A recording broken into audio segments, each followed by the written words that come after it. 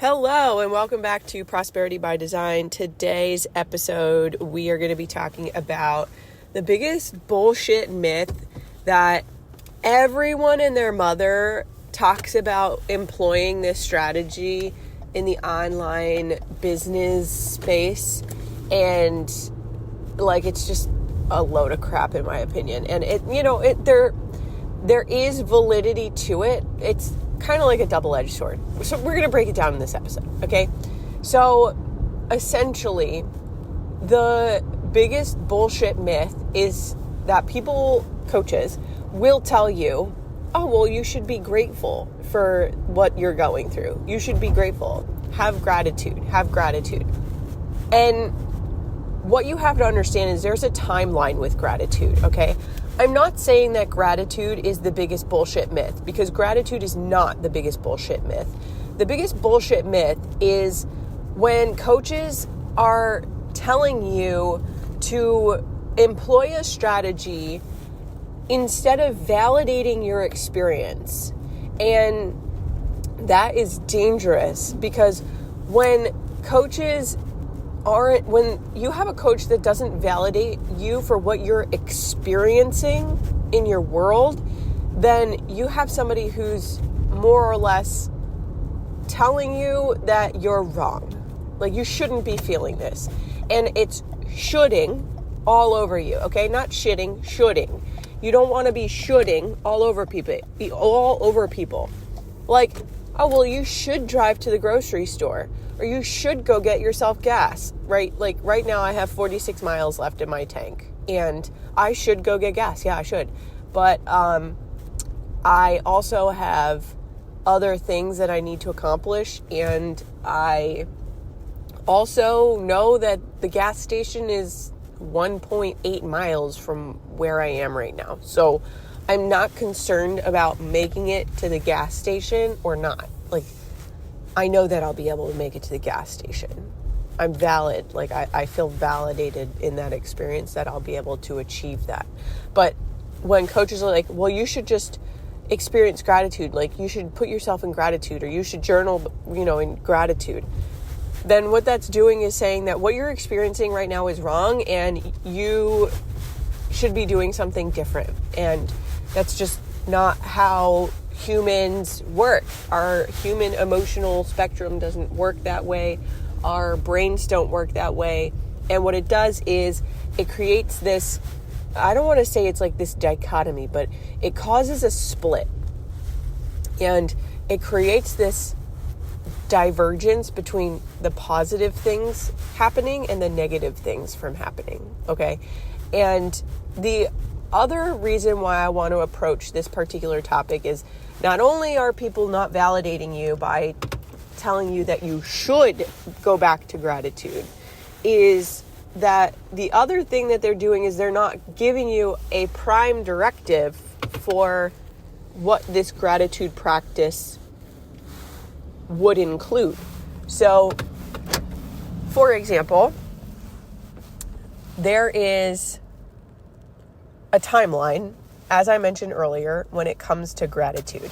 Okay, now I'm just going to use the example of being in debt, because that is the most personal to me and also the most probably relevant for a majority of listeners, where when you're in debt, it's hard to be grateful for being in debt in the moment, in the present moment of being in debt. Because when you are in debt, what you're experiencing is feelings of doubt, feelings of shame, feelings of embarrassment. Like, why would you ever be grateful for that? Like, why would you ever be grateful for getting yourself in this financial hole, like this financial hellhole, right? And when you're in debt and you haven't started to make any progress towards your debt, then you will continue to look at your situation in that way without gratitude, right? Now, it takes time, and that's why I'm saying there's a timeline to gratitude. It takes time for you to realize that this journey was for your betterment, okay? And when I started paying down my debt last year in 2023, and when I really looked at the end of the year at how much I had paid down, I was like, oh my God, I have accomplished so much. Like, I've paid off 5 figures of credit card debt. That's fucking awesome. So it is incredible. And that is something to be grateful for. But you have to go and accomplish something before you can turn around and say, well, wow, I'm so grateful that I was in debt because look at what I'm capable of doing. Look at what I'm capable of achieving, right? So like, there's this timeline where when you're in it, you cannot possibly stand in gratitude because there's nothing for you to attach to it in terms of emotions of experiencing emotional gratitude. However, when you're going through it, it's like you're powering through, you're making the payments, you're following the system. There's this trust and this faith component, right? That you know that what you're doing is going to help you. You know that you're going through this transformation. You know that when you review all of the things at the end of the year, when you look at your numbers, you look at your budgets, you looked at how much debt you paid off, you're going to see something pretty significant change. And what you could do is now you have something to stand on. You have a transformation, you have evidence, you have proof to stand on. And by God, I am so grateful that I went through this debt journey. Like, I'm so grateful that I went through this financial journey because I fucking love money. I love everything about money. I love money mindset. I love accounting. I love debt. I love talking about personal finances. I love talking about debt. I love talking about credit cards. I love this topic so much.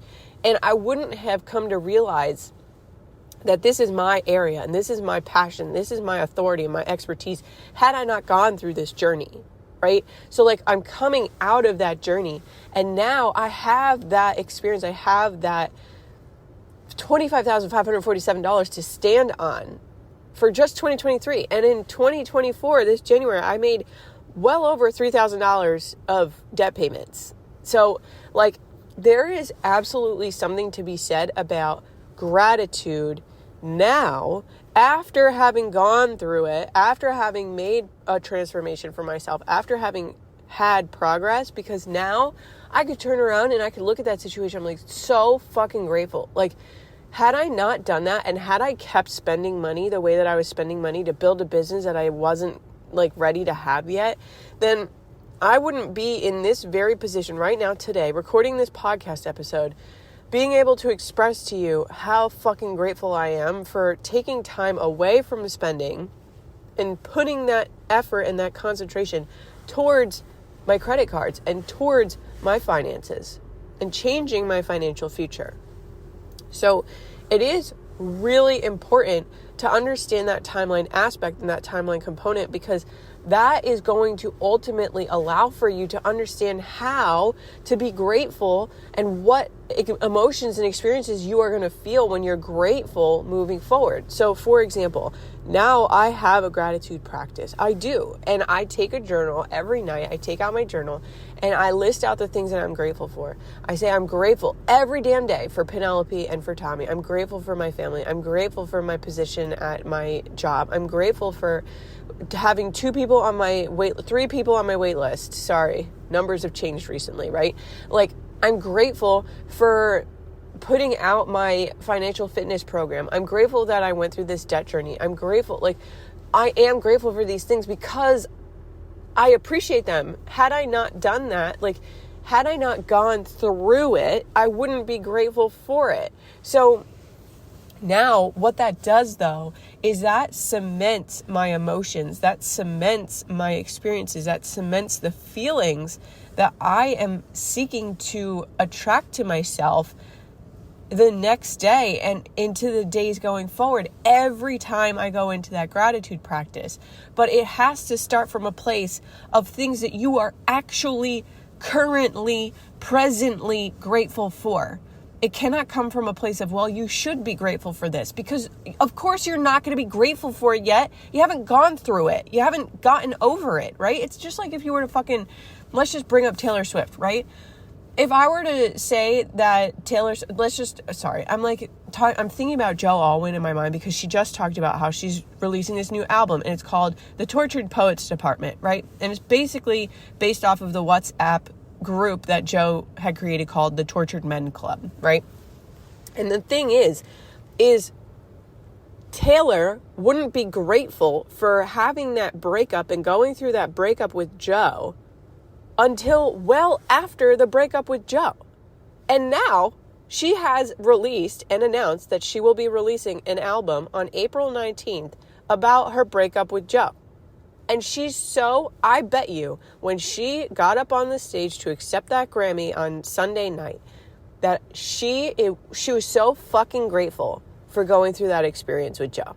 Because now she has probably billions of people around the world who are going to be tuning into that album, and they're going to be talking about it like they're already talking about it on social media, right? Like, the idea is to have a gratitude or an experience that you have already gone through, that you are standing on top of, that you have decided you can fix this and transform this because you've gone through it. You've overcome it, right? And you can stand on that and you can say, yes, I am grateful for having gone through that. Like, you're not going to be grateful for the 2x4 as it's smacking you in the face. You're going to be grateful for the 2x4 once it's gone and hit the ground. Like, hey, thanks for showing that to me. Now I know what to be aware of the next time that a 2x4 comes hauling, whatever the word is, roaring for my face. Because it'll probably happen, I'm sure, again at some point. So that's the idea that I wanted to get across with the biggest bullshit myth that just immediately going into gratitude is going to just change everything and fix everything and make everything so much better. In a sense, it can, but it takes time. It took me a month. Like, it took me 1 month of a dedicated gratitude practice for me to be able to show up and be in this emotion and be in this energy on a very consistent daily basis. And it didn't happen overnight. It really didn't happen overnight. And for anybody who's like, oh, well, just go back to gratitude. Like, yes, go back to gratitude. But, like, it has to be things that you are actually in the moment right now grateful for. And if you can't come up with anything that you're grateful for in this moment, then it's going to be really hard for you to do that practice. And it shouldn't be put onto you that you should go through this if you know that there's going to be things that you're going to struggle through that exercise. You're going to have to move through something else first. And what's important is that we meet our clients and we meet our people where they're at. It would be senseless for me to tell you to go through gratitude if you are not there. If you're not there, how can you possibly go through it? And that's the next step. Like, what it's outlining what steps to get to where you're looking to go, right? Like, before you can even get to gratitude, you have to have a mindset shift. You have to have a perspective change. And so that's why I think it's a fucking bullshit thing to say to people at the end of the day, oh, just go into gratitude. You should be grateful. You should be so grateful for what you're going through. I can't. How can I? How can I? Right? Like, that is the first question that comes up when people tell you that you should be doing something.